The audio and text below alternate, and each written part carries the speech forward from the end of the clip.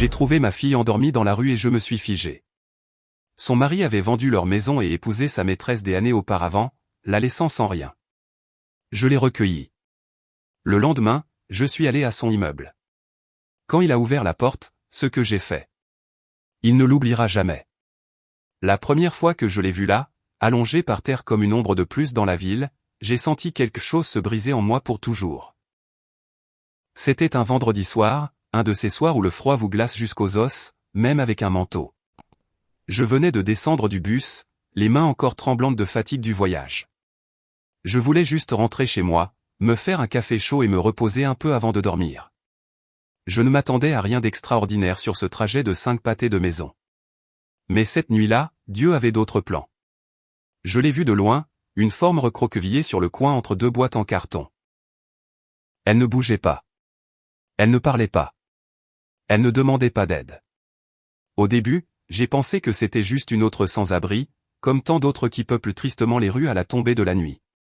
Mais quelque chose m'a fait y regarder à 2 fois.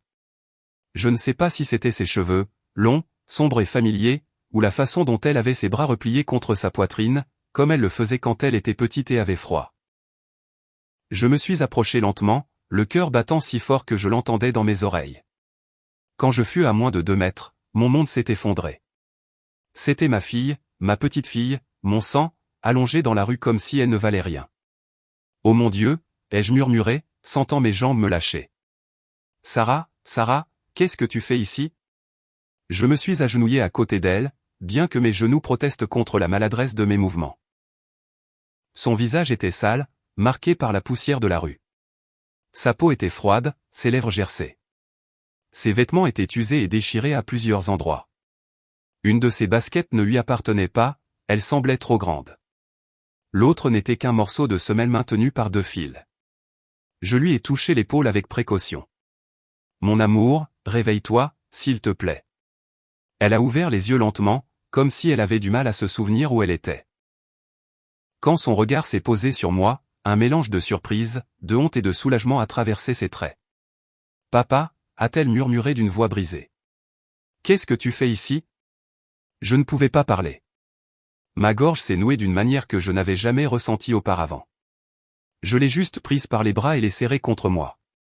Elle a pleuré contre ma poitrine, faible, épuisée, comme si elle ne l'avait pas fait depuis des années. Mes mains tremblaient pendant que je lui caressais les cheveux, essayant de comprendre comment il était possible que ma fille, la même que j'avais élevée avec tant d'amour, dorme dans la rue comme une étrangère abandonnée par le monde.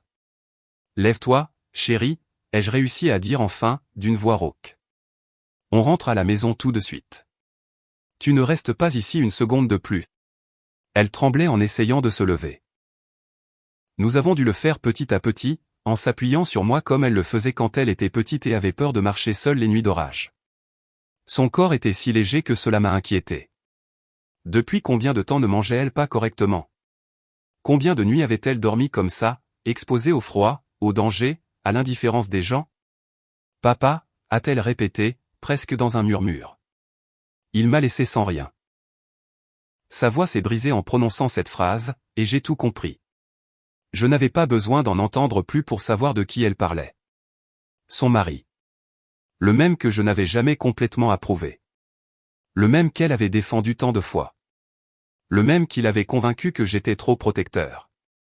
Le même qui avait promis de prendre soin d'elle et qui l'avait détruite. Mais ce n'était pas le moment des questions. Ce n'était pas le moment de la culpabilité. C'était le moment de la ramener à la maison et de la protéger.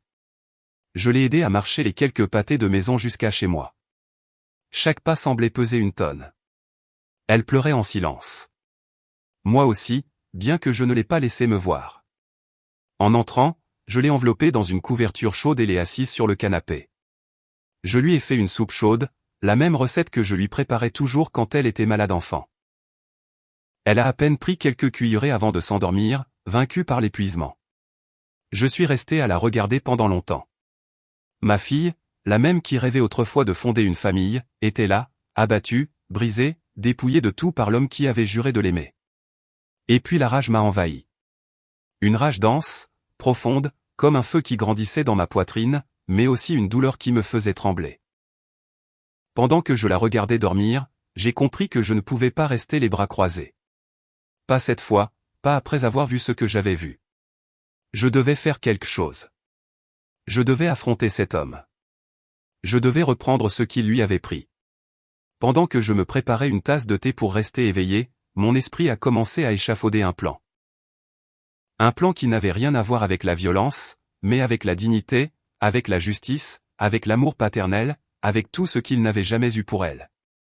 Et tandis que l'horloge sonnait 3 heures du matin, j'ai pris mon téléphone et j'ai cherché l'adresse du nouvel appartement où il vivait avec sa maîtresse. Là, dans un immeuble élégant entouré de luxe qui ne lui appartenait pas, dormait paisiblement l'homme qui avait laissé ma fille dormir dans la rue. Mais avant de continuer, j'aimerais savoir si vous vous êtes abonné à la chaîne et si vous avez aimé la vidéo, cela m'aide à voir que vous me soutenez et que vous appréciez mes histoires. Maintenant, continuons. Cette nuit-là, assis à côté de ma fille pendant qu'elle dormait, j'ai décidé que le lendemain, j'irais le chercher. Je ne savais pas exactement ce que je ferais quand il ouvrirait la porte, mais je savais une chose. Jamais de sa vie il n'oublierait ce qui allait se passer. Quand je me suis réveillé, il était presque 9 heures du matin. J'avais dormi sur la chaise de la salle à manger, la tête posée sur mes bras. Je ne me souvenais pas à quel moment le sommeil m'avait vaincu, puis je me souvenais de chaque détail de ce que j'avais vu la veille. Ma fille était toujours là, recroquevillée sur le canapé, enveloppée dans la couverture que je lui avais mise, avec une respiration douce et son visage encore marqué par la fatigue. Je me suis approché lentement et je l'ai regardée. Ce morceau de fragilité que je voyais dans son expression ne correspondait pas à la réalité qu'elle avait vécue.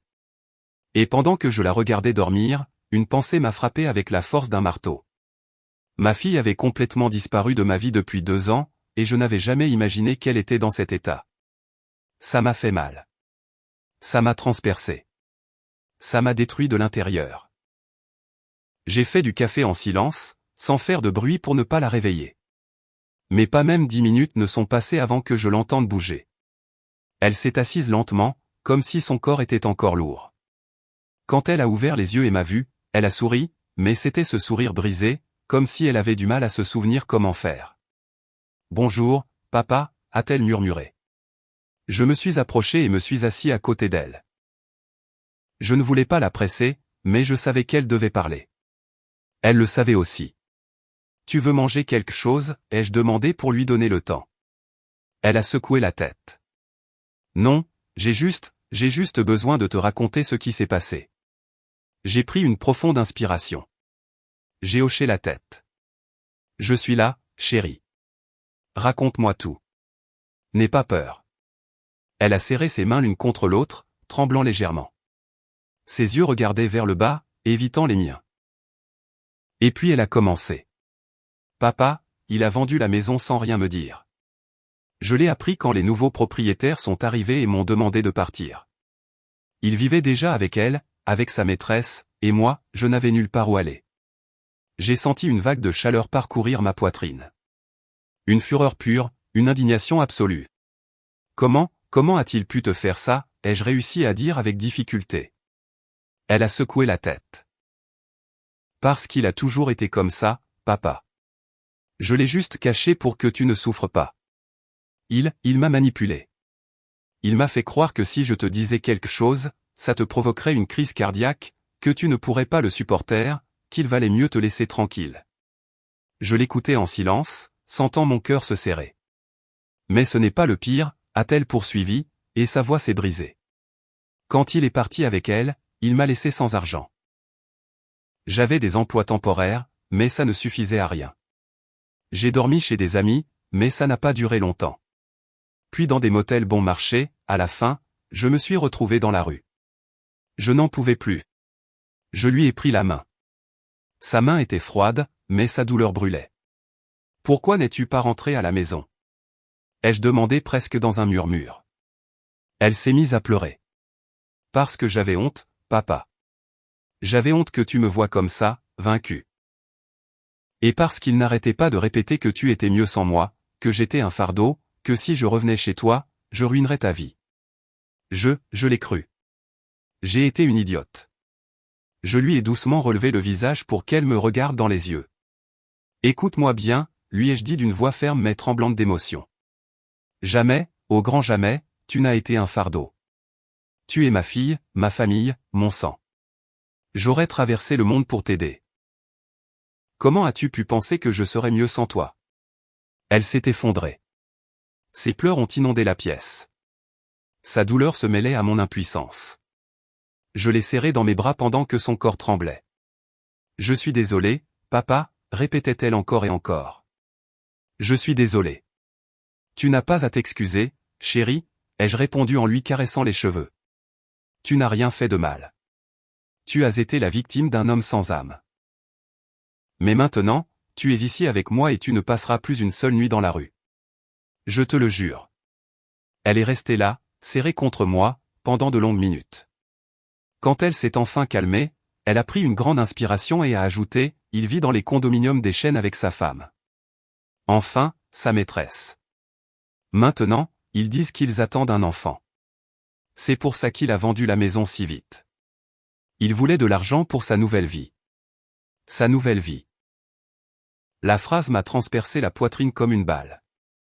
Cet homme misérable avait donc échangé ma fille contre une femme plus jeune et une vie plus confortable, sans remords, sans culpabilité, sans pitié. Je me suis levé du canapé et j'ai commencé à faire les 100 pas dans le salon, incapable de contrôler la rage qui bouillait dans mes veines. Ma fille m'a regardé, inquiète. Papa, qu'est-ce que tu vas faire?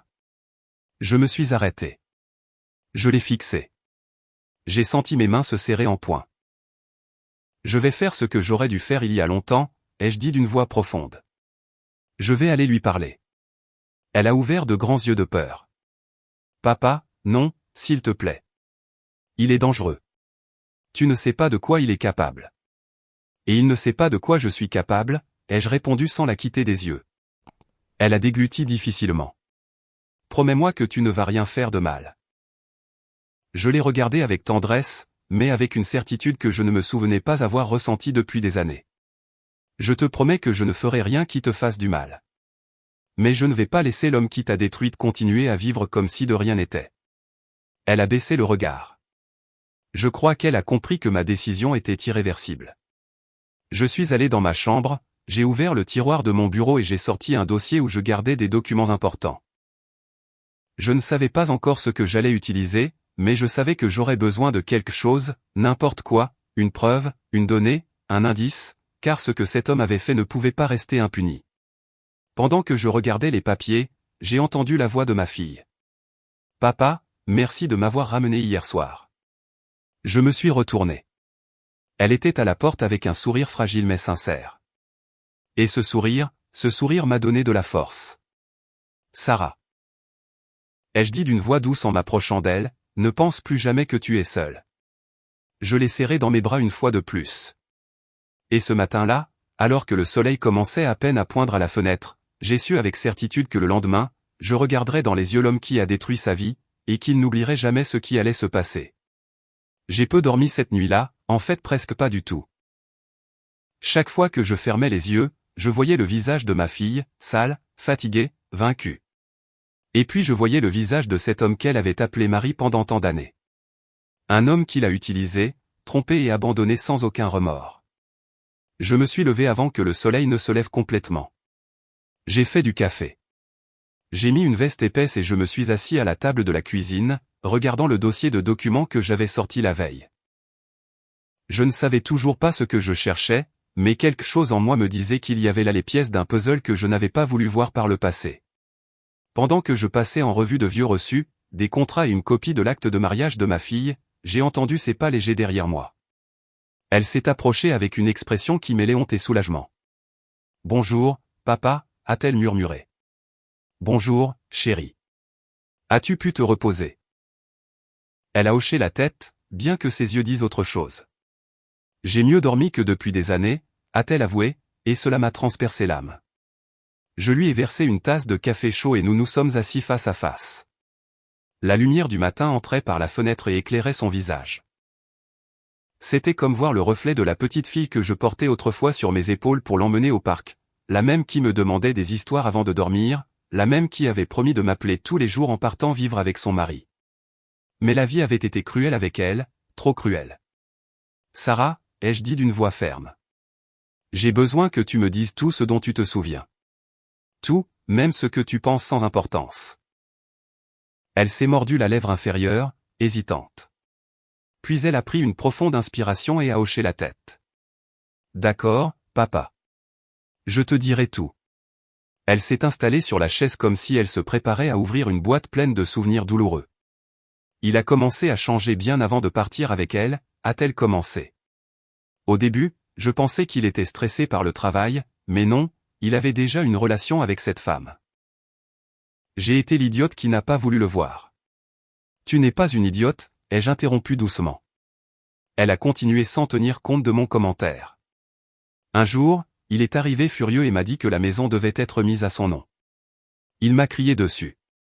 Il m'a insulté et j'ai accepté. Je ne sais toujours pas pourquoi je l'ai fait. Peut-être que j'étais fatigué, ou peut-être que j'avais peur d'être seul. J'ai serré les poings sur la table. Et quand a-t-il vendu la maison? Un mois plus tard, a-t-elle répondu en baissant le regard. Il m'a dit que la vente était pour un projet. Mais je n'ai pas vu un seul centime. Quand je lui ai demandé, il m'a crié dessus que ça ne me regardait pas.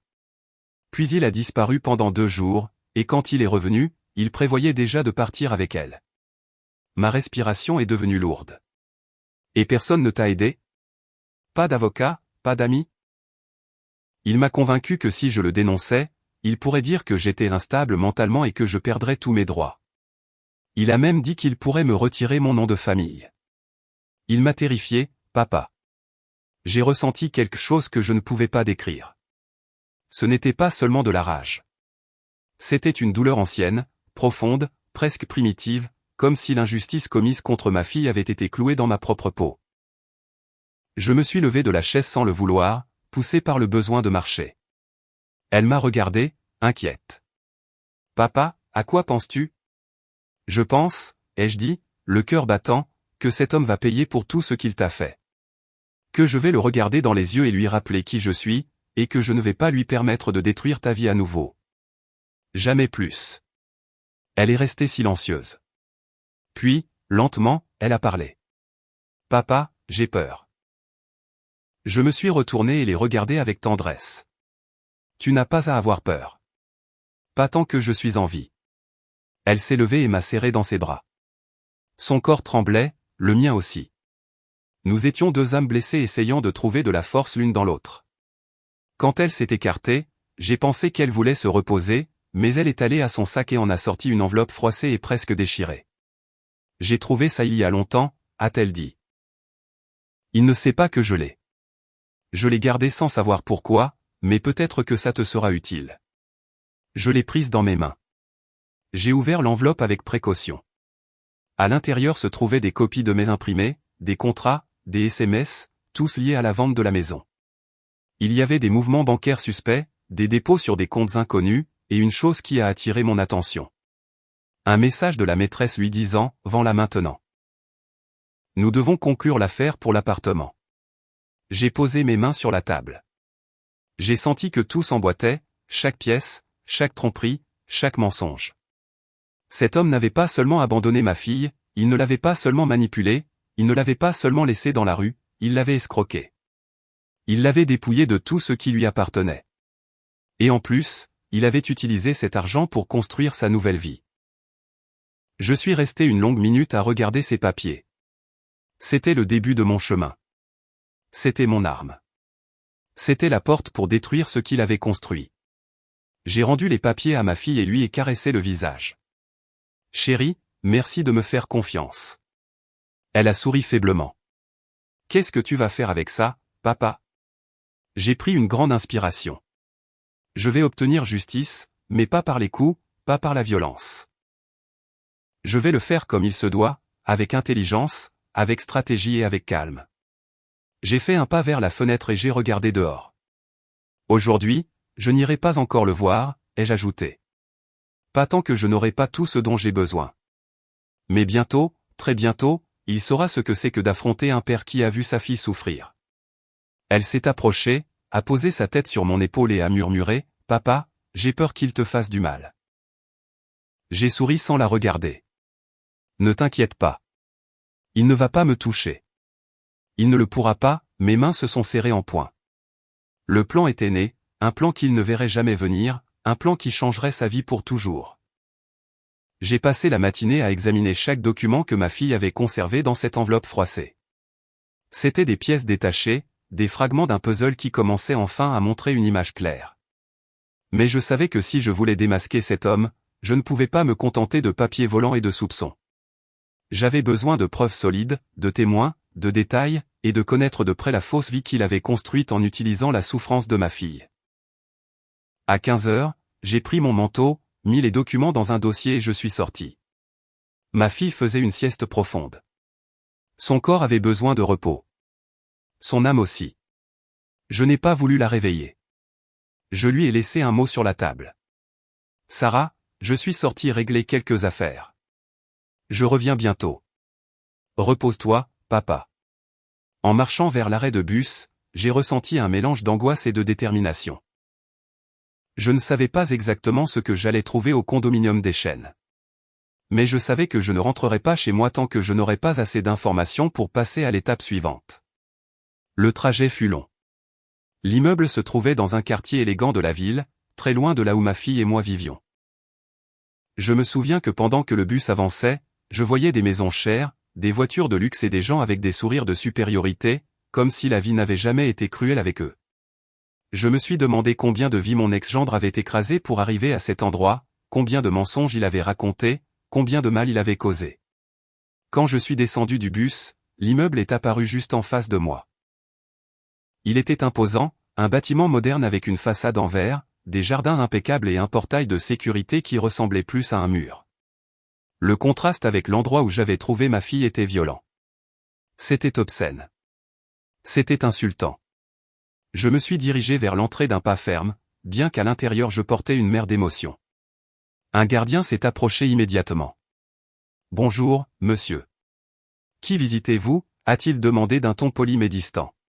« Je suis ici pour voir Alex », ai-je répondu, en utilisant le nom de mon ex-gendre, sentant ma voix prendre une tonalité que je ne lui connaissais pas. Le gardien a vérifié une liste sur une tablette. « Votre nom » Je lui ai donné mon nom complet. J'ai attendu. Le gardien a froncé les sourcils.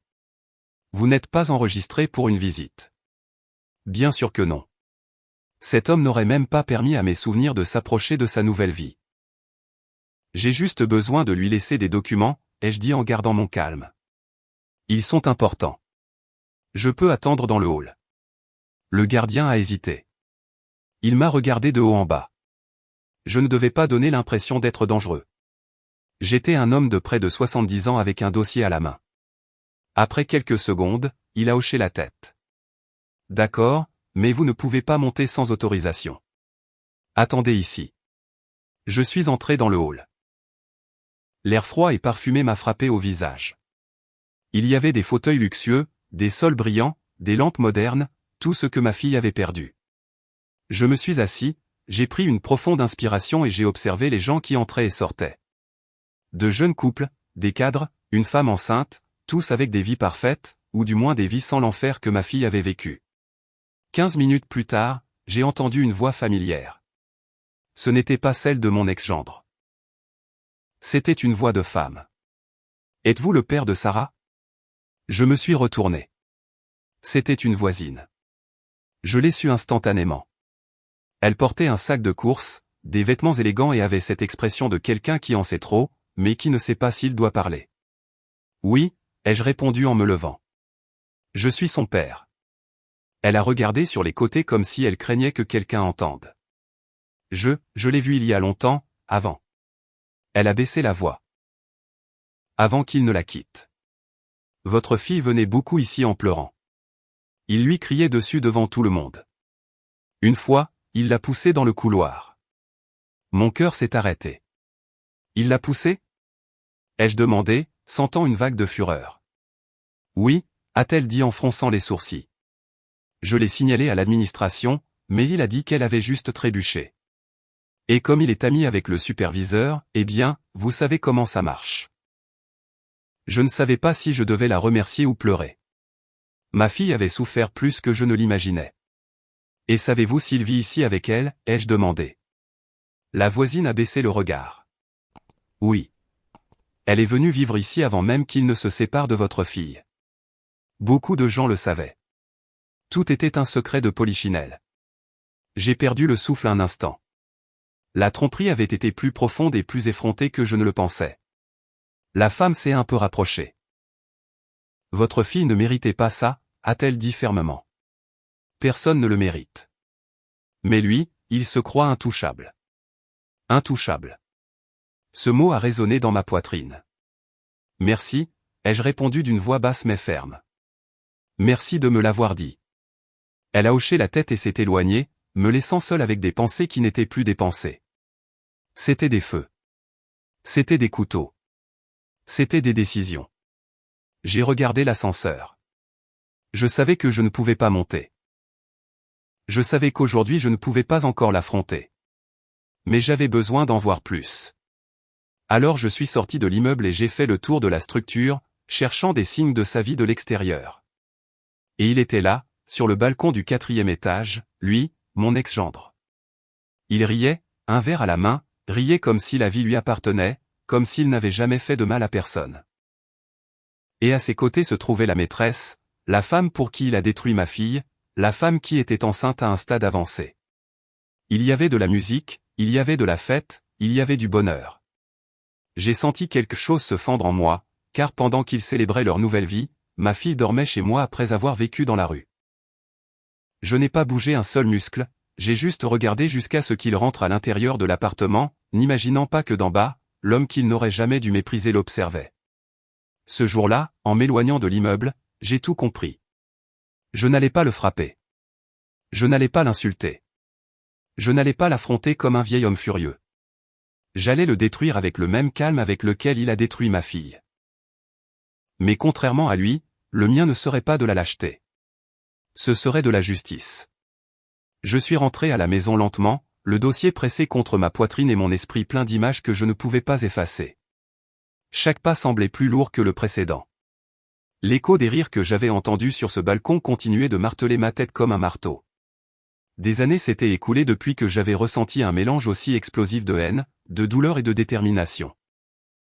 Quand je suis arrivé, le soleil se couchait. La maison était silencieuse. Mais ce silence n'était pas vide. C'était le silence de la paix dont ma fille avait besoin.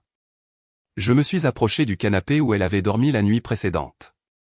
Cette fois, elle était réveillée, regardant par la fenêtre comme si elle essayait de comprendre à quel moment sa vie s'était brisée. « Sarah », ai-je dit doucement. Elle a tourné la tête et a souri, mais ce sourire faisait mal. C'était un sourire de gratitude assombri par la tristesse. « Papa, tu es de retour. » Je me suis assis à côté d'elle. Il y a eu un long silence entre nous, un de ces silences qui parlent d'eux-mêmes. Elle savait que j'étais allé à l'immeuble. Je savais qu'elle voulait demander, mais aucun de nous n'a parlé au début. Finalement, j'ai pris une profonde inspiration. Je l'ai vue. Elle a tendu ses épaules. Lui? Oui, lui et elle. Elle a détourné le regard et a pincé les lèvres comme si elle voulait que cette conversation se termine rapidement. Je ne la blâmais pas revivre cette douleur, c'était comme ouvrir une plaie fraîchement refermée. Il semble heureux, ai-je ajouté sans émotion, comme si les mots n'avaient pas de propriétaire. Elle a fermé les yeux un instant. Je le savais, a-t-elle murmuré. Mais ça fait mal quand même. Je lui ai pris la main et l'ai serrée. Chérie, tu ne mérites pas de porter cette honte. Tu ne mérites pas de porter ces ordures sur ton dos. Il ne t'a pas détruite parce que tu étais faible. Il t'a détruite parce que tu es bonne. Et les bonnes personnes font parfois confiance à la mauvaise personne. Ses yeux se sont remplis de larmes, mais elle n'a pas pleuré. Elle est restée immobile, à écouter. Je ne veux pas te venger par colère, ai-je poursuivi. Je veux le faire parce qu'il te le doit. Parce qu'il t'a arraché ta maison, ta dignité, ta tranquillité d'esprit. Et parce que moi, en tant que ton père, je ne vais pas mourir sans m'assurer que tu reprennes ta vie. Ses lèvres ont tremblé. Papa, s'il te plaît, ne fais rien qui te mette en danger. Je ne le ferai pas, ai-je répondu fermement. Je ne suis plus un jeune homme impulsif, et je n'ai pas besoin de lui crier dessus ou de le toucher pour le détruire. Ce que je ferai, je le ferai bien. Je le ferai comme un homme qui a vécu assez longtemps pour savoir que la justice est plus puissante que la rage. Elle est restée à me regarder pendant longtemps, comme si elle essayait de se reconnaître dans mes mots, ou peut-être essayait de reconnaître le père qu'elle avait autrefois cru invincible. « Papa, je t'aime », a-t-elle dit en se brisant un peu. Je l'ai serré dans mes bras, un long vrai câlin, un de ceux qui maintiennent l'âme ensemble. J'ai senti ses larmes sur mon épaule, et j'ai pensé que bien que le monde ait été cruel avec elle, je ne permettrai plus jamais qu'il la piétine. Quand elle s'est calmée, je l'ai aidée à se lever. Elle a marché jusqu'à sa chambre à pas lents, mais plus sûre que la veille. Je suis resté seul dans le salon. J'ai regardé le dossier sur la table, les documents, les messages, la preuve de la trahison. Et là, dans ce silence lourd, j'ai ressenti la clarté que j'attendais depuis le moment où je l'ai trouvée endormie dans la rue. Ce n'était plus seulement de la douleur. Ce n'était plus seulement de la rage. C'était un but.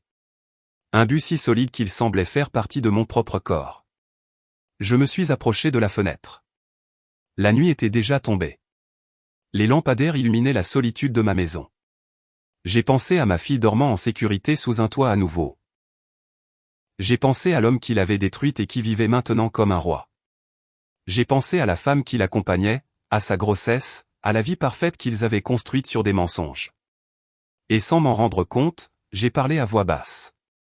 Demain, je commencerai. Mais avant de continuer, j'aimerais savoir si vous vous êtes abonné à la chaîne et si vous aimez la vidéo. Cela m'aide à voir que vous me soutenez et que vous appréciez mes histoires. Maintenant, continuons.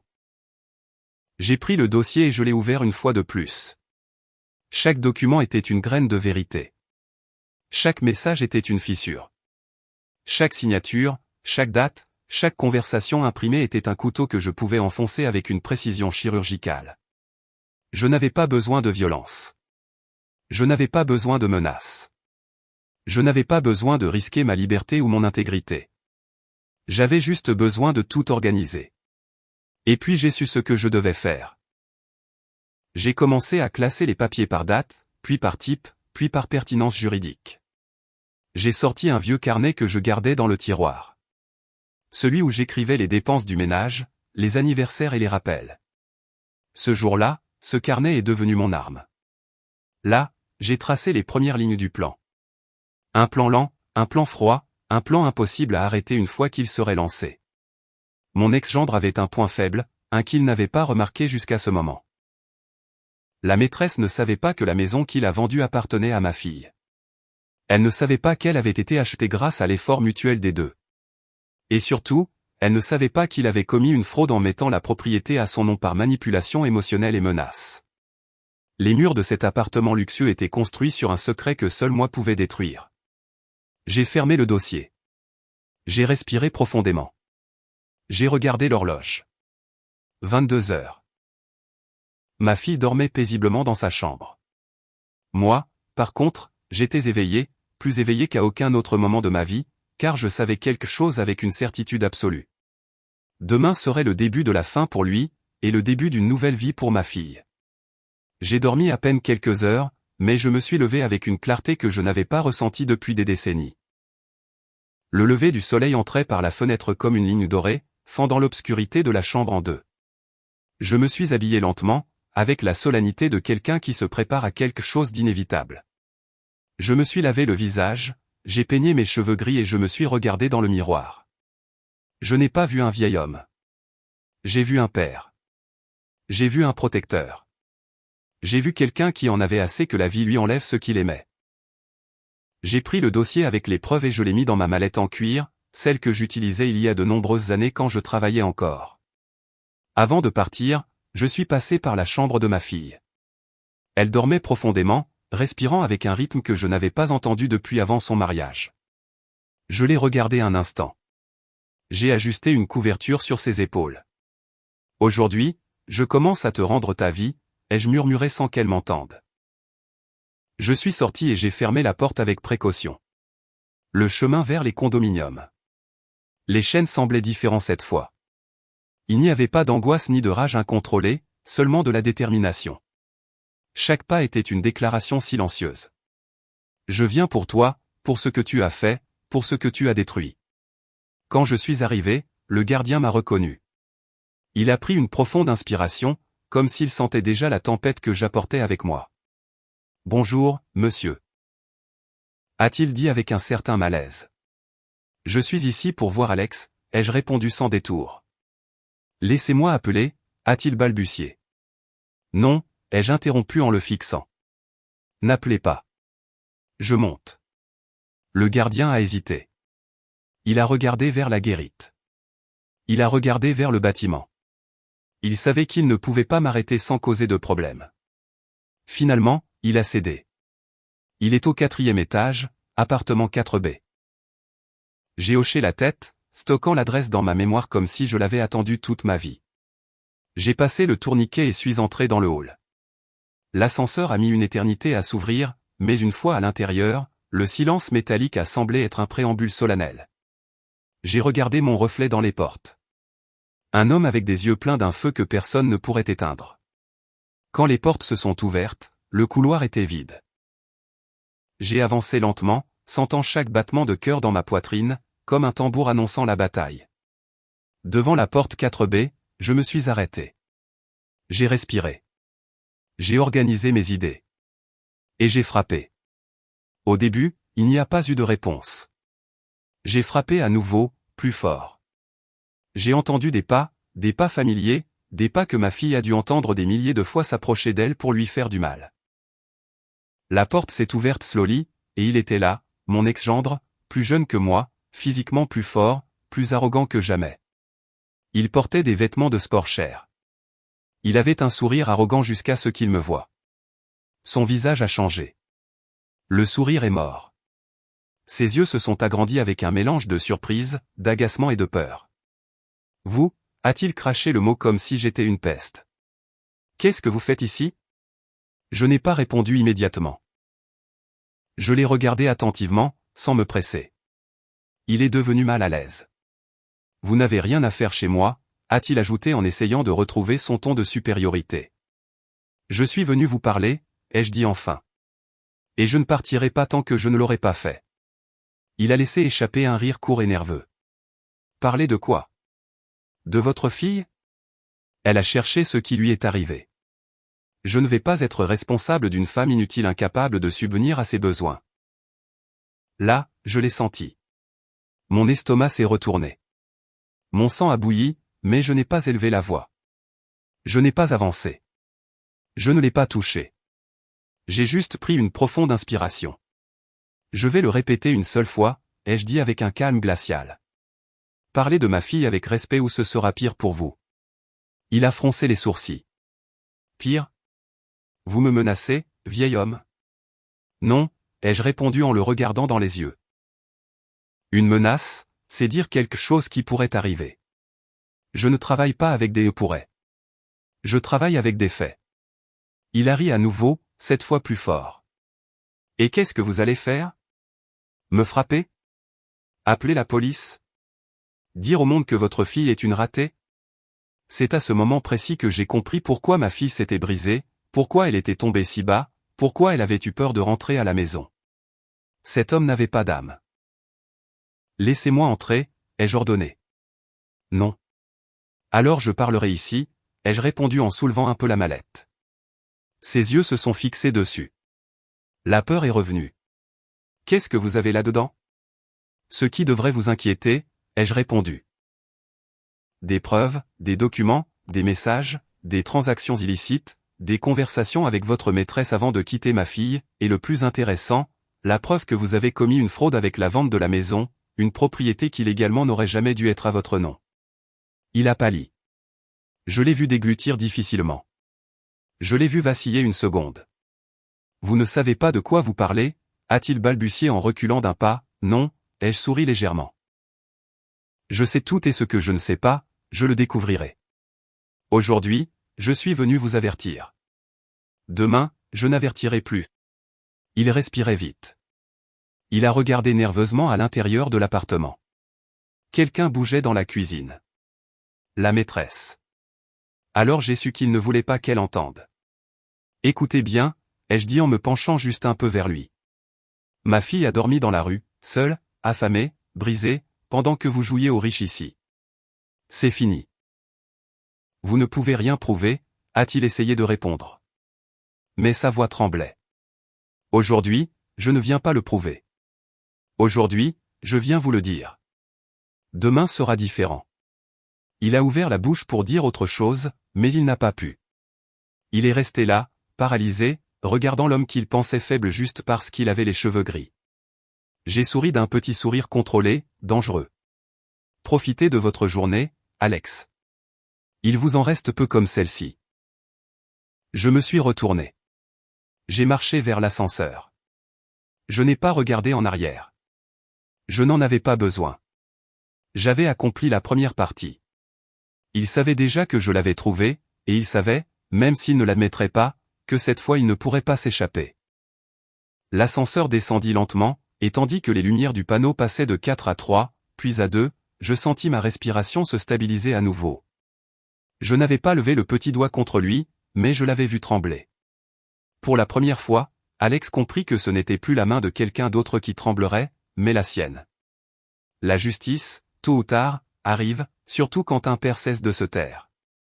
Quand j'ai quitté l'immeuble, le gardien du matin a levé les yeux. Son regard était différent de la veille, un mélange de respect et de surprise. « Tout va bien, monsieur ?» demanda-t-il avec prudence. « Pas encore » ai-je répondu. « Mais bientôt. » Je suis allé à ma voiture et me suis assis sans démarrer le moteur. J'ai sorti le dossier de la mallette et j'ai revu les documents à nouveau. Chaque facture, chaque virement, chaque contrat falsifié, tout s'emboîtait parfaitement. Alex avait toujours été négligent avec l'argent des autres. Il pensait que les lois étaient pour les imbéciles, qu'il n'y aurait jamais de conséquences. Sa plus grande erreur a toujours été son arrogance. J'ai allumé mon téléphone et j'ai vérifié les messages arrivés du cabinet d'avocat. Il travaillait avec une précision chirurgicale. Il avait obtenu une ordonnance préliminaire pour examiner la vente de la maison. De plus, un juge avait accepté d'étudier la possibilité de geler les avoirs d'Alex jusqu'à ce qu'il soit déterminé si la transaction avait été frauduleuse. Un sourire est apparu sur mon visage. Ce n'était pas de la vengeance. C'était de l'équilibre. C'était de la justice. Cependant, avant de poursuivre mon plan, je devais rentrer à la maison. Je voulais m'assurer que ma fille allait bien. Je suis passé par la boulangerie du quartier et j'ai acheté du pain frais, du jus d'orange et quelques fruits qu'elle aimait toujours quand elle était enfant. Ce petit geste m'a donné l'impression que nous récupérions quelque chose de perdu. En entrant, j'ai entendu du bruit dans la cuisine. Je me suis approché lentement. Elle était là, le dos tourné, en train de faire du café. Quand elle s'est retournée et m'a vu, son visage s'est illuminé. « Papa, je pensais que tu dormais encore. » a-t-elle dit avec un sourire timide. Je suis sorti tôt. Il y avait des choses à régler, ai-je répondu en posant le sac sur la table. Elle est venue me serrer dans ses bras.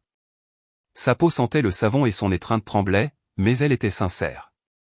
Cette fragilité m'a brisé l'âme. Personne ne devrait faire ça à un autre être humain, encore moins à la personne avec qui on a dit, pour toujours, devant un autel. « As-tu bien dormi ?» ai-je demandé en rompant le silence. « Mieux que depuis des années » a-t-elle répondu en regardant la tasse dans ses mains. « Papa, je ne sais pas comment te remercier. Tu n'as pas besoin de me remercier pour quoi que ce soit. Je suis ton père. Je suis là pour te soutenir quand le monde s'effondre. » Elle a pris une profonde inspiration, comme si cette phrase l'avait un peu guérie, mais je sais qu'à l'intérieur d'elle, il y avait un nœud qui mettrait du temps à se défaire. Après avoir déjeuné ensemble, elle est montée prendre une douche. J'ai profité de l'occasion pour appeler Samuel, mon avocat et vieil ami. « Prêt pour la prochaine phase ?» a-t-il demandé dès qu'il a répondu. « Prêt ?» ai-je répondu. « Je veux tout présenter aujourd'hui. »« Parfait. Je t'attendrai dans mon bureau dans 1 heure. » J'ai raccroché, mis ma veste et regardé vers les escaliers. « Je sors un moment » ai-je dit à ma fille. « Je serai de retour dans peu de temps. » Elle a hoché la tête sans rien demander. Elle savait que je tirais des ficelles invisibles pour elle, et elle avait confiance. J'ai quitté la maison le cœur ferme. Il n'y avait pas de retour en arrière. Le bureau de Samuel était en centre-ville, dans un immeuble ancien mais bien conservé. Quand je suis arrivé, il avait déjà tout préparé sur la table. Des dossiers, des enregistrements, des déclarations de voisins, des copies certifiées de documents. « Michael, ce que tu as ici, » a dit Samuel en ajustant ses lunettes, est suffisant pour le couler légalement. Non seulement pour la vente frauduleuse, mais aussi pour l'abandon financier, les menaces et l'historique de manipulation que nous pouvons prouver avec des témoins. Je ne veux pas ruiner sa vie pour le plaisir, ai-je répondu. Je veux qu'il paie pour ce qu'il a fait et je veux que ma fille récupère ce qui lui appartient. Samuel a hoché la tête. Alors nous sommes sur la bonne voie. J'ai signé plusieurs documents. Chaque signature était comme enlever une autre brique du château de mensonges où vivait Alex. Quand nous avons fini, Samuel s'est adossé à sa chaise. « Veux-tu qu'on le prévienne aujourd'hui » a-t-il demandé. « Pas encore » ai-je répondu. « Avant ça, je dois faire autre chose. » Samuel a haussé un sourcil. « Quelque chose de légal ? Aussi légal que de respirer. » Il a souri. Il savait que j'étais un homme de principe. Mais il savait aussi qu'il y avait des limites qui, une fois franchies par d'autres, exigeaient des réponses énergiques. De retour dans ma voiture, j'ai pensé à l'inévitable. Tôt ou tard, ma fille devrait affronter son passé en face. Mais avant cela, c'était à Alex de sentir le sol s'effondrer sous ses pieds. Je suis retourné au condominium des Chênes. Le gardien m'a regardé, surpris. « Encore ici, monsieur ? » « Détendez-vous, ai-je dit. Je ne viens pas lui parler. »« Oh, d'accord. » a-t-il répondu avec soulagement. Je suis arrivé au parking souterrain. Je savais quelle était sa voiture. Une berline noire, qu'il exhibait comme s'il s'agissait d'un trône sur roues. Je me suis approché et j'ai sorti quelque chose de la mallette, une feuille plastifiée qu'on ne pouvait ignorer. C'était une copie de la plainte légale avec la date et le sceau du tribunal. Pas l'original, mais assez pour lui provoquer une crise de nerfs. Je l'ai placé avec soin sur le pare-brise, sous l'essuie-glace. Puis je me suis reculé de quelques pas et j'ai regardé la voiture de loin. Personne d'autre ne l'a remarqué, mais moi si. Ce papier était le début de la fin. Quand je suis monté dans l'ascenseur pour retourner à la surface, mon téléphone a sonné. Le nom sur l'écran m'a glacé. Alex. J'ai répondu sans rien dire. Vieil homme, a-t-il dit d'une voix brisée. Qu'est-ce que tu as fait ?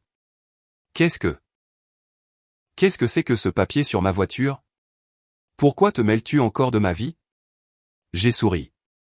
Mais c'était un sourire triste, fatigué. Pourquoi t'es-tu mêlé de la vie de ma fille ? Ai-je répondu. Tu ne peux pas me faire ça, Michael. Tu ne peux pas, sa respiration était agitée, comme s'il était au bord d'une crise de panique. Parlons. S'il te plaît. Nous avons déjà parlé aujourd'hui, ai-je répondu calmement. Attends, ne raccroche pas, mais j'ai raccroché. L'ascenseur a ouvert ses portes. Je suis sorti. J'ai respiré l'air frais de l'après-midi. Ma guerre n'était pas faite de coups. Elle était faite de vérité. Et il venait de recevoir la première.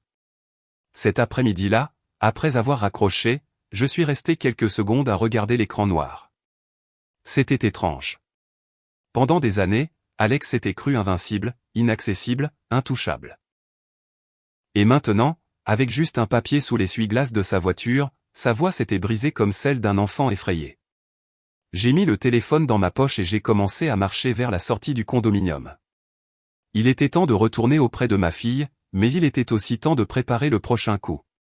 Le papier sur sa voiture n'était pas une menace. C'était un avertissement, un petit aperçu de l'abîme qui s'ouvrait sous ses pieds.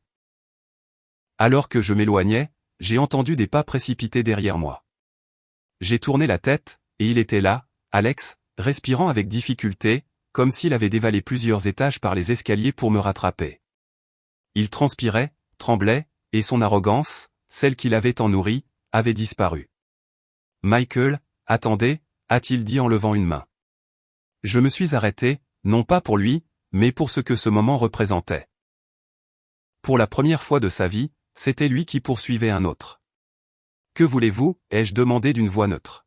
« Pouvons-nous parler entre hommes, entre adultes » a-t-il balbutié en avalant sa salive. « Nous avons déjà parlé aujourd'hui » ai-je répété sans bouger. « Pas comme ça. Pas avec ce papier. » « Qu'est-ce que c'est ? Quel genre de mensonge inventez-vous ? » J'ai sorti la mallette et, sans l'ouvrir complètement, je lui ai laissé entrevoir le bord des documents à l'intérieur. Rien que vous n'ayez vous-même provoqué.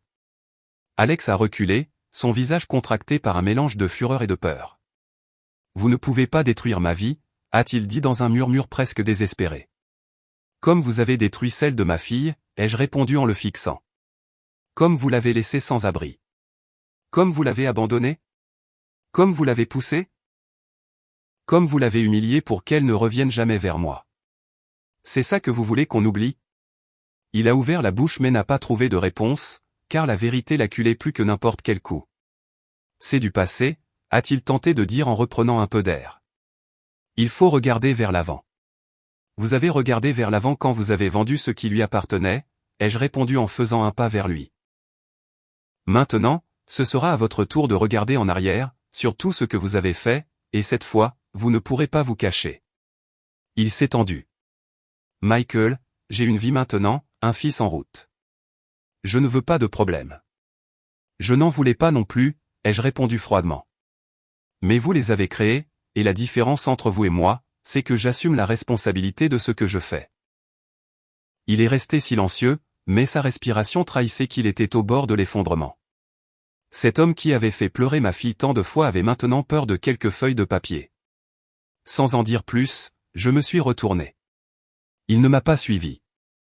Il n'a pas osé.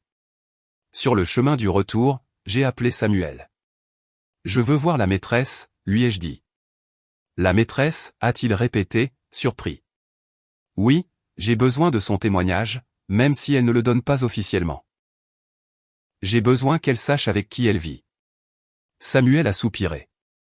Michael, ça peut compliquer les choses. Je sais, mais c'est nécessaire. Il savait qu'il ne pouvait pas m'arrêter. D'accord, je t'enverrai son adresse. Mon téléphone a vibré quelques secondes plus tard avec un message. Adresse, numéro d'appartement, nom complet. En arrivant à la maison, ma fille était assise à table, consultant un vieux carnet. Quand elle m'a vu entrer, elle m'a offert un doux sourire.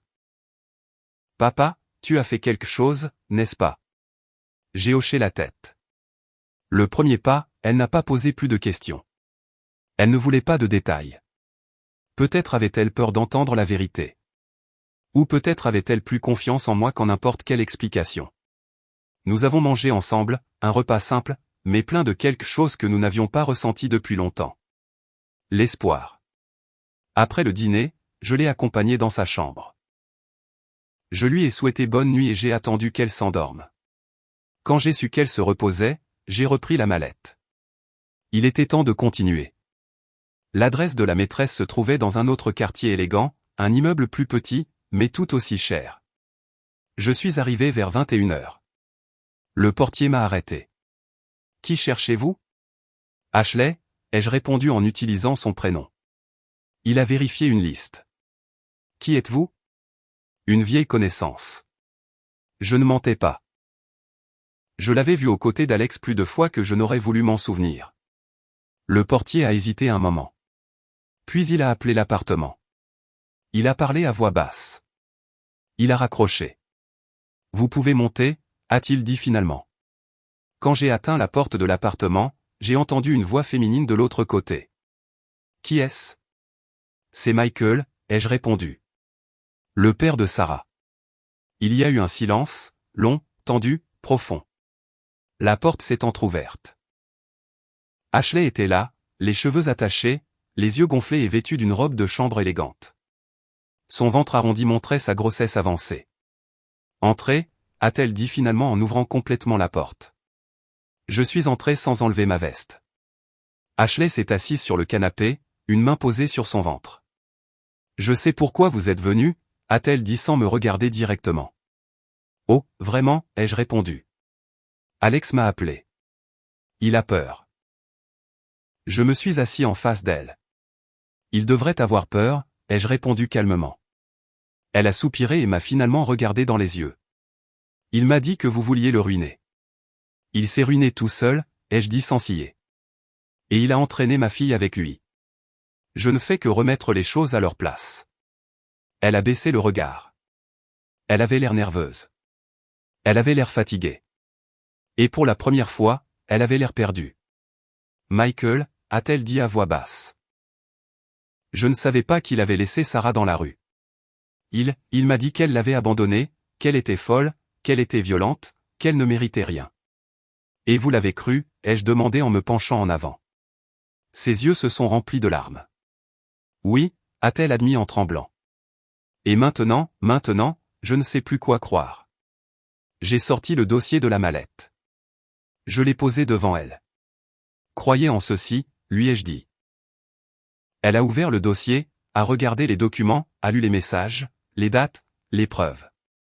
Son visage a changé à chaque feuille. Sa respiration s'est accélérée.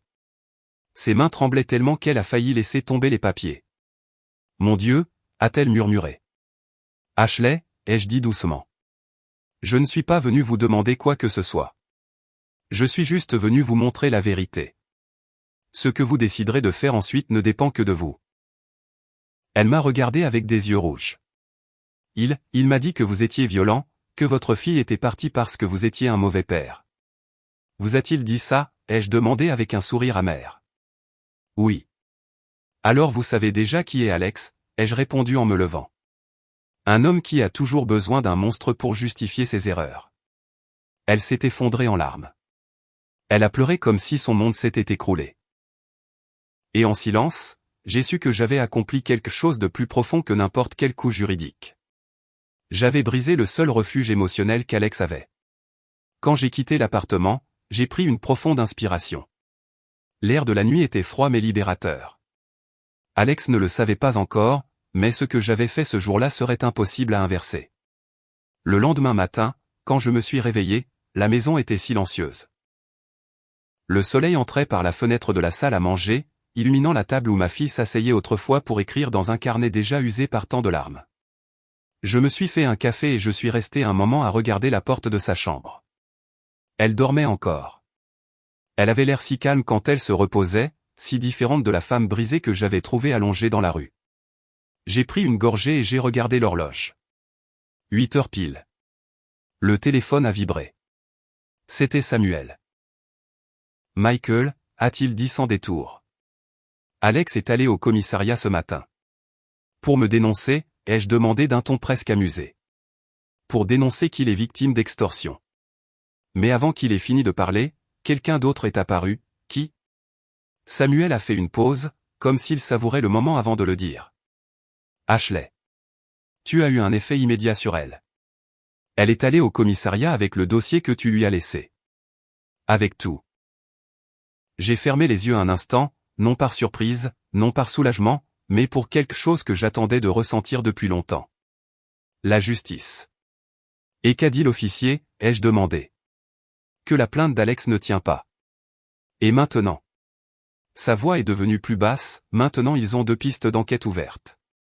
Une pour fraude et une autre pour violence psychologique et abandon financier envers votre fille.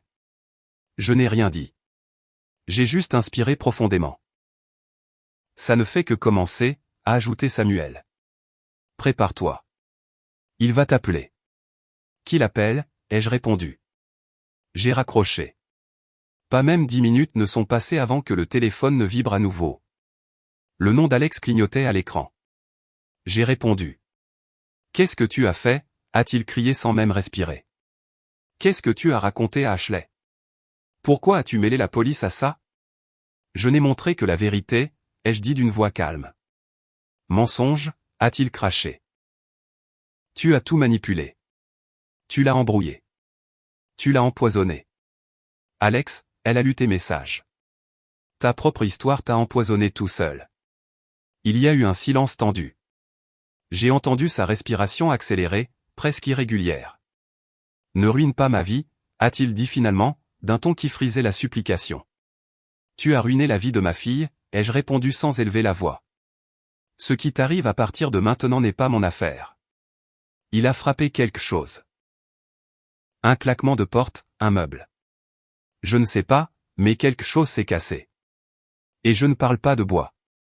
Michael, nous n'avons rien à nous dire, ai-je répondu, et j'ai raccroché. En milieu de matinée, ma fille est sortie de sa chambre. Ses yeux étaient encore gonflés de fatigue, mais elle avait une sérénité que je n'avais pas vue depuis des années. Bonjour, papa, a-t-elle dit en s'approchant de la table. Bonjour, chérie, ai-je répondu. Elle s'est fait un thé et s'est assise en face de moi. J'ai rêvé de maman, a-t-elle murmuré. Elle m'a dit que tout allait bien se passer, que tu saurais quoi faire. J'ai senti une boule dans ma gorge. Ta mère a toujours été plus sage que moi, ai-je dit. Et elle t'a toujours adoré. Ma fille a souri. Un petit sourire, fragile, mais réel. Papa, a-t-elle murmuré. Il s'est passé quelque chose? J'ai hoché la tête. La police enquête sur Alex. Elle a ouvert de grands yeux de surprise. Vraiment? Oui, ai-je répondu fermement. Et Ashley a apporté des preuves. Ma fille a mis ses mains à sa bouche. Elle sait tout. Maintenant, oui. Ma fille a baissé le regard. Papa, je ne voulais pas ruiner sa vie. Je voulais juste qu'il me laisse vivre en paix. Sarah, ai-je dit doucement en l'appelant par son nom. Il a ruiné sa propre vie. Tu ne fais que récupérer la tienne. Elle a pleuré en silence. Des larmes propres, non de douleur, mais de soulagement. À 17 heures, Samuel est arrivé à la maison. Il a apporté un dossier et un visage sérieux. Michael, a-t-il dit en entrant. Ça avance plus vite que je ne le pensais. Qu'est-il arrivé maintenant? Il s'est assis à table et a ouvert le dossier. Ashley a fait sa déclaration volontaire. Elle a dit qu'Alex lui a menti sur tout ce qui concerne Sarah, qu'il lui a caché la vente de la maison et qu'il l'a manipulée pour l'éloigner de tout contact avec vous et votre fille. Je regardais Samuel attentivement. Et quoi d'autre? Samuel a pris une profonde inspiration. Elle a dit que la nuit dernière, quand elle a vu les preuves que vous lui avez montrées, il l'a menacée. Pas physiquement, mais psychologiquement. Il lui a crié dessus. Il lui a dit que si elle parlait, il s'assurerait qu'elle en subirait les conséquences. J'ai serré les poings. Ce lâche n'a jamais changé. Ashley a clairement indiqué qu'elle craint pour sa sécurité. A poursuivi Samuel, et étant une femme enceinte, cela pèse lourdement dans le rapport. Je suis resté silencieux pendant quelques secondes. J'ai ressenti un mélange de tristesse et de justice froide, comme une balance qui commençait enfin à s'équilibrer. Vont-ils le convoquer, ai-je demandé. Plus que le convoquer, a répondu Samuel en fermant le dossier. Ils l'ont déjà fait. Il doit se présenter demain. Sinon, ils émettront un mandat. J'ai hoché la tête lentement. Michael, a ajouté Samuel en me regardant sérieusement. Tu dois être préparé.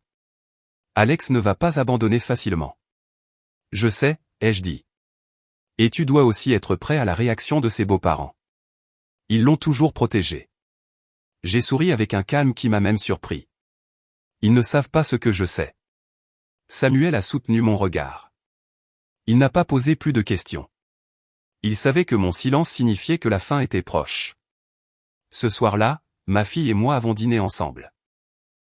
La nourriture avait un goût différent, non pas parce qu'il y avait quelque chose de spécial sur la table, mais parce qu'il y avait la paix, quelque chose que je n'avais pas ressenti depuis longtemps. Pendant que nous buvions du café, elle a demandé, « Papa, que va-t-il se passer quand Alex affrontera tout ça ?» Ce qui doit arriver arrivera, ai-je répondu. Elle a hoché la tête, mais a ensuite ajouté, « Et toi, ça va aller ?» Je l'ai regardé avec tendresse. « Chérie, j'ai commencé ça pour toi, et je le finirai pour toi. » Elle s'est levée, a fait le tour de la table et m'a serré fort dans ses bras. Ce furent des secondes éternelles. De celles que l'on garde pour toujours. « Merci, papa, a-t-elle murmuré. « Ne me remercie pas, ai-je répondu. Je ne fais que ce que tout père devrait faire. » Quand elle est allée dormir, je suis resté assis, regardant la fenêtre avec les lumières de la rue se reflétant sur la vitre. Demain serait un jour important, un jour qu'Alex ne pourrait pas éviter, un jour qui changerait le cours de tout. Et tandis que l'horloge avançait, je savais que ce qui allait arriver serait définitif. Je me suis réveillé avant que le réveil ne sonne, non pas parce que j'étais anxieux, mais parce que je savais que je ne pouvais pas accueillir cette journée endormie. Je me suis levé, lentement, j'ai fait du café, et je suis resté un long moment à regarder la vapeur monter de la tasse. C'était curieux de voir comment, après une vie entière de travail, à élever des enfants, à perdre ma femme et à affronter tant de tempêtes, mon cœur battait aujourd'hui avec un calme étrange, un calme qui n'apparaît que lorsqu'on sait que la vérité est enfin sur le point de triompher. La maison était silencieuse. Ma fille dormait encore. Malgré toute la souffrance des dernières nuits, elle avait enfin réussi à se reposer. sa respiration depuis le couloir semblait sereine. Cela, plus que toute autre chose, me donnait la force de continuer. À 8h30 précise, Samuel est arrivé. Il n'a pas frappé à la hâte, mais avec ce coup ferme et sûr, comme toujours. Prêt, a-t-il demandé en entrant. Plus que jamais. Samuel a apporté 2 dossiers, sa mallette et le geste sérieux d'un homme qui connaît les fins difficiles, mais aussi les fins justes. Aujourd'hui, Alex doit se présenter au commissariat, a-t-il dit en se versant un café. Et crois-moi, ce ne sera pas une simple rencontre. J'ai hoché la tête. Et Ashley, ai-je demandé. Elle est là depuis tôt ce matin, a-t-il répondu. Et elle n'est pas seule. Sa mère l'accompagne. Cela m'a surpris. La mère? Samuel a à peine souri. Il semble que la nuit dernière, Ashley lui a parlé, et elle a tout raconté ce qu'elle avait vécu. Ce qu'il lui a dit, ce que tu lui as montré, ce qu'il avait fait à ta fille. L'image m'a frappé durement. Une femme enceinte, jeune, tremblante, avouant qu'elle vivait avec un manipulateur sans s'en rendre compte, et sa mère la tenant, écoutant une histoire qu'aucune mère ne voudrait entendre. Elle veut aussi témoigner, a ajouté Samuel. Elle affirme qu'il y a des mois, elle a vu des signes, mais n'a pas su les interpréter. J'ai poussé un long soupir. Alors aujourd'hui, tout sera connu, ai-je dit. Samuel a nié doucement. Une partie, mais ce sera suffisant pour qu'Alex arrête de se faire passer pour un homme respectable. À 10h, nous sommes partis pour le commissariat. L'endroit était plus agité que d'habitude. Il y avait des voix, des chuchotements, des gens qui entraient et sortaient, et là, assise, le regard baissé, se trouvait Ashley. Je ne l'avais pas vue depuis cette nuit-là. Ses mains reposaient sur son ventre, et il était clair qu'elle avait pleuré récemment. Je me suis approché lentement. Ashley, ai-je salué d'un ton chaleureux. Elle a levé les yeux. Ses yeux étaient rouges. Mais dans son expression, il y avait quelque chose de plus que de la tristesse. Il y avait de la décision. Monsieur Michael, a-t-elle murmuré. Merci. Merci de m'avoir ouvert les yeux. J'ai nié doucement. Ne me remercie pas. Tu t'es ouvert les yeux toute seule. Je t'ai juste montré un miroir.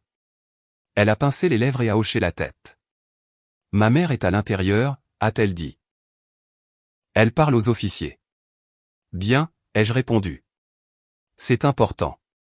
À ce moment, la porte du commissariat s'est ouverte brusquement. Alex est apparu. Il était bien habillé, comme toujours, mais son apparence était loin de son arrogance habituelle. Il avait une chemise froissée, les cheveux en désordre et une respiration agitée. Mais le plus choquant était son regard, un mélange de peur, de rage et de désespoir. Quand il a vu Ashley, son visage s'est tendu. Quand il m'a vu, il a perdu ses couleurs. Vous, a-t-il craché entre ses dents. Alors vous l'avez fait. Vous avez retourné tout le monde contre moi. Non, Alex, lui ai-je dit calmement. Tu l'as fait tout seul. Ashley a reculé quand il s'est approché. Instinctivement, je me suis mis devant elle. Alex, l'ai-je averti. Pas un pas de plus. Il m'a regardé avec une haine que je n'avais jamais vue chez personne. Vous avez détruit ma vie, a-t-il dit. J'ai un peu penché la tête. Non, j'ai juste cessé de te permettre de détruire celle de ma fille. Samuel a fait un pas en avant. Alex, il est temps. Entrez. Il est resté immobile, comme si son corps refusait de bouger. Je ne vais rien déclarer, a-t-il dit. Parfait, a répondu Samuel.